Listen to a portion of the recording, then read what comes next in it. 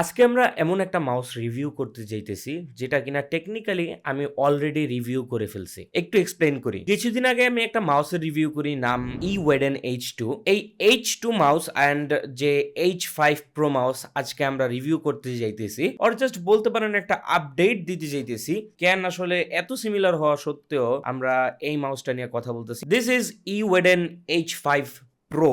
এই মাউসটার আগে প্রথম জিনিসটা নিয়ে কথা বলি, ওটা হলো sensor. ইওয়েডেন H2 and H5 pro এই দুইটার sensor exactly same. Only difference is এটার ডিপিআই 26,000, H2-র যে ডিপিআই ছিল ওইটা ছিল 12,000। এখন H2-র যে ডিপিআই ছিল এটা অলরেডি বুস্টেড ছিল, অ্যান্ড H5 প্রো যেটা আছে এটার ডিপিআই আরো বুস্টেড, লাইক সফটওয়্যার দ্বারা এটার ডিপিআইটা বুস্ট করা হয়েছে। নর্মালি পিক্সার্টের 3311 সেন্সরটা ম্যাক্সিমাম 8,000 9,000 পর্যন্ত ডিপিআই সাপোর্ট করে থাকে, অ্যান্ড এটারে আপনার 12,000 পর্যন্ত বুস্ট করা আমি মনে করি যে না, ঠিক আছে, চলে। But 26,000 is a little too much, but আপনি বলতে পারবেন আপনার মাউসের ডিপিআই 26,000। পরবর্তীতে যে বিষয়টা নিয়ে কথা বলতে হয় তা হইলো এর ট্র্যাকিং স্পিড প্রবাবলি H2 তে 350 ছিল।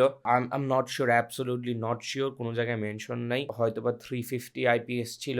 এটা কিন্তু আবার এখানে 650, অ্যান্ড এটার সম্ভবত হওয়ার কারণ হইলো এটার মধ্যে হয়তোবা একটা বেটার কন্ট্রোলার আছে। আনফরচুনেটলি আমরা আসলে এটাকে খুইলা দেখি নাই, কারণ আমরা H2 খুলছিলাম, অ্যান্ড যেহেতু এটা হইলো একটা রিটেল ইউনিট, এগুলোরে আসলে বারবার খুইলা দেখাটা তেমন ঠিক না, কারণ খুলতে গেলে দেখা যেতেছে যে এই ফিড গুলো কিন্তু নষ্ট হয়ে যায়। আমরা অ্যাজিউম করতেছি এটার কন্ট্রোলারটা একটা বেটার কন্ট্রোলার দিছে H2 থেকে, অ্যান্ড এটার যদি কন্ট্রোলারটা চেঞ্জ হয়ে থাকে, হুইচ আই থিঙ্ক হইছে, কারণ যেহেতু স্পেসিফিকেশনে সব দিকে বেটার করার চেষ্টা করা হয়েছে while the sensor remains the same, এখানে কন্ট্রোলারটা চেঞ্জ করা বাদে আমি তেমন কোনো অপশন দেখতেছি না। অ্যান্ড যেহেতু আমরা বক্সের মধ্যে হিউজ কস্ট কাটিং দেখছি, কারণ বক্সের ভেতরে কিন্তু ওই কেবল অ্যান্ড এই মাউসটা ছাড়া কিছুই নাই। অন দ্য অপোজিট আমরা H2-র মধ্যে গ্রিপ টেপ পাইছি, এক্সট্রা স্লাইডার্স পাইছি, ব্রেডেড কেবল পাইছি। এছাড়া এটার মধ্যে দুইটা ব্লুটুথ ডিভাইস 2.4 গিগাহার্টজ ডঙ্গল ওই একই জায়গার মধ্যে আছে। মাউসটার নিচে কিন্তু আমরা একটা এক্সট্রা বাটন দেখতে পাইতেছি, এটা হলো ব্লুটুথ পেয়ারিং বাটন। দেখা যাইতেছে যে একটা ডিভাইস কানেক্ট করছেন, সেকেন্ড ডিভাইসটা কানেক্ট করতে গেলে এই ব্লুটুথ পেয়ারিং বাটনটাতে আপনি চাপ দিবেন। সাথে ট্রাইমোড টগল বাটনটা আছে, যেটা কিনা 2.4 গিগাহার্টজ, তারপরে ব্লুটুথ অ্যান্ড মাউসটাকে কেবল মোডে ফিক্স করার জন্য রয়েছে। মাউসটার বিল্ড কোয়ালিটিতে আমি আসলে সিগনিফিকেন্ট কোনো ডিফারেন্স দেখি নাই, যেহেতু H2-র বিল্ড কোয়ালিটি যথেষ্ট ভালো ছিল ওই প্রাইস রেঞ্জের মধ্যে, এটার বিল্ড কোয়ালিটিও যথেষ্ট ভালো। পুরোটা বডিতেই ম্যাট ফিনিশ, বাট মাঝখানে এই একটা স্ট্রাইপের গ্লস ফিনিশ দেওয়া হয়েছে, যেটা কিনা দেখতে খারাপ লাগে না। বাট একটা ওপিনিয়ন কিন্তু আমার ডিজাইনের ক্ষেত্রে দিতে হবে, যে H2-র যে শেপটা, ওইটা গোলগাল একটা শেপ ছিল, ওইটা আমার কাছে ভালো লাগতেছিল। এইটার মধ্যে আবার একটু শার্পনেস নিয়ে আসা হয়েছে, যেটা কিনা অনেকের ভালো লাগবে, অ্যান্ড এইটা আরো একটু বেশি গেমিং ভাইব দিতেছে বেসিক্যালি। অ্যান্ড আমার কাছে মনে হয় ইওয়েডেন কিছুটা ওই দিকেই যাওয়ার চেষ্টা করছে এই H সিরিজটার মধ্যে। এর আগের মাউসটাতে ভিডিওতে আমি বলি নাই, বাট আমার একটা কমপ্লেন ছিল যে নিচে ডিপিআই বাটনটা ছিল, এখন ওই ডিপিআই বাটনটা কিন্তু উপরে চলে আসছে। মানে ধরেন ডিফারেন্ট গেমে দেখা যাইতেছে না, অনেকে ডিফারেন্ট ডিপিআই গেম খেলে বা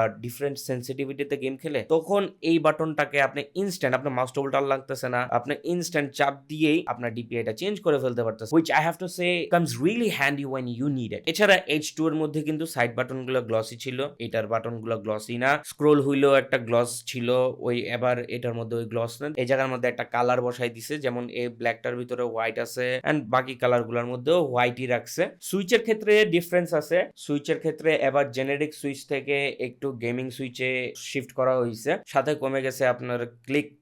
এখন এটার ম্যাক্সিমাম রেটিং হইলো 80 মিলিয়ন, এবং সুইচ হিসেবে ব্যবহার করা হয়েছে হুয়ানো ব্লু শেল সুইচ। এই সুইচটা কিন্তু আবার র্যাপিড ক্লিকের জন্য ঠিক আছে, এটার ট্রাভেল ডিস্টেন্সটা কিছুটা কম। ওইদিকে আবার H2-র জন্য কিন্তু একটা জেনারিক সুইচ ব্যবহার করা হয়েছিল, বাট ওইটা কিন্তু অনেক রোবাস্ট ছিল ভাই, ওইটা 120 মিলিয়ন ক্লিকস পর্যন্ত রেটেড ছিল। সাইড বাটন গুলো আমি প্রিটি শিওর যে হুয়ানোরই সুইচ, বাট এগুলো কিন্তু ডেফিনেটলি সেম সুইচ না, এগুলোর রেটিংও আপনি H2 এর মতোই ধরতে পারেন। এগুলোর রেটিং কত হবে আপনার 3 মিলিয়ন 5 মিলিয়ন ম্যাক্সিমাম। একটা হিউজ ডিফারেন্স ভাই এটার ওজন আর ব্যাটারি। এটার ওজন কিন্তু আপনার এখনো মাত্র 63 গ্রাম, প্লাস মাইনাস 3 গ্রাম আর কি। কিন্তু সবচেয়ে বড় যে বিষয়, এটার মধ্যে 300 mAh ব্যাটারি বেশি দিছে। একটা স্ট্রাকচারালি ডিফারেন্ট বডিতে ৩০০ এমএএইচ ব্যাটারি দেওয়ার পরেও এটার ওয়েট যে তারা এত কম রাখতে পারছে, it's just really good. And ওই যে স্যাক্রিফাইসটা আমরা করতেছি, একটা extra slider, extra grip tape, ওইটাকে যেন স্যাক্রিফাইস করাটা আরো আমাদের জন্য সহজ করে তোলে।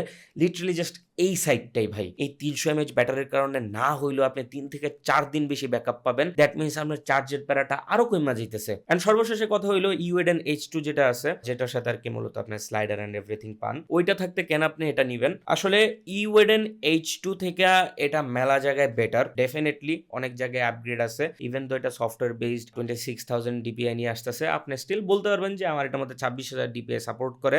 ব্যাটারি বেটার, কন্ট্রোলার বেটার, শেপটাও একটু গেমিং টাইপের। কম্পিটিটরদের সাথে যখন আপনি কম্পেয়ার করবেন দেখবেন যে এটা ভালো একটা স্ট্রং স্ট্যান্ড রাখতেছে মার্কেটের মধ্যে। আরেকটা কথা যেটা বলতে হইতেছে, এই জিনিসটা কিন্তু খুব সুন H2 কে রিপ্লেস করতে যেতেছে, কারণ H2 কোম্পানি ইউএডএন বন্ধ করে দিতেছে প্রোডাকশন ওইটার। অ্যান্ড ওইটার বদলে এখন থেকে মার্কেটে আপনি এই মাউসটা পাবেন, which is the better version. But এখানে আপনি কিছু হারাইতেছেন এটা নিতে গিয়া। বাট আনফরচুনেটলি যেহেতু ওইটার প্রোডাকশন বন্ধ করে দিতেছে, ওইটার জায়গায় ক্যাপচার করার জন্য তো কোনো একটা মডেল লাগবে। তো ওইটাই হইলো এটা। এটা ডেফিনেটলি ইউএডএন H2 এর একটা বড় ভাই উইথ সাম কস্ট কাটিংস। আপনাদের যদি grip tape and sliders absolutely necessary না হয়, আমি বলবো যে ওইটা বাদ দিয়ে আপনারা এটাই নিতে পারেন, যেহেতু এটার কিন্তু আপনার সেম ইউএডএন মোটামুটি সবগুলো প্রোডাক্টই কিন্তু আপনার ওয়েব বেস সফটওয়্যার দিয়ে চলে। তো আপনার সফটওয়্যার নামানোরও কোনো প্যারা থাকতেছে না, আপনি এটা নিয়ে বিন্দাস ব্যবহার করতে পারবেন। তো আমি পার্সোনালি রিকমেন্ড করবো, বা আমি যদি আপনার জায়গায় থাকতাম আমি ডেফিনেটলি এটা পিক করতাম ওভার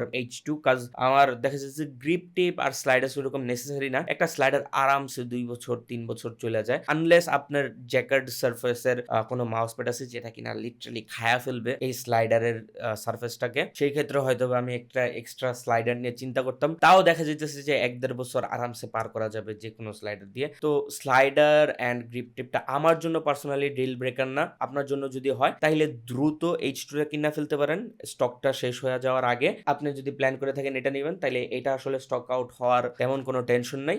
আপনি ধীরে সুস্থে কিনতে পারেন। কিনতে হলে চলে যেতে হবে কোথায়? ইজি গ্যাজেটস এর ওয়েবসাইট আর ফেসবুক পেজে, এবং তাদের ফিজিক্যাল শপ তো আছেই মাল্টিপ্ল্যানের 5th ফ্লোরে। এন্ড আমি আজকের মতন এখান থেকেই বিদায় নিতেছি। দেখা হয়ে যাবে পরের কোনো নতুন ভিডিওতে। আপনি যদি চ্যানেলটাকে সাবস্ক্রাইব করে না থাকেন তাহলে সাবস্ক্রাইব করে দেন, কারণ আমি এখন চলে যেতেছি। আমি চলে গেলে দেখা যেতেছে যে আপনিও চলে যাবেন, এন্ড চলে যাওয়ার পর আপনার সাথে আর দেখাও না হইতে পারে। আমাদের জন্য দেখা সাক্ষাৎ হইতে থাকে, তার জন্য হইলেও চ্যানেলটাকে সাবস্ক্রাইব করে রেখে দেন। আমি যাইতেছি ভাই, আল্লাহ হাফেজ।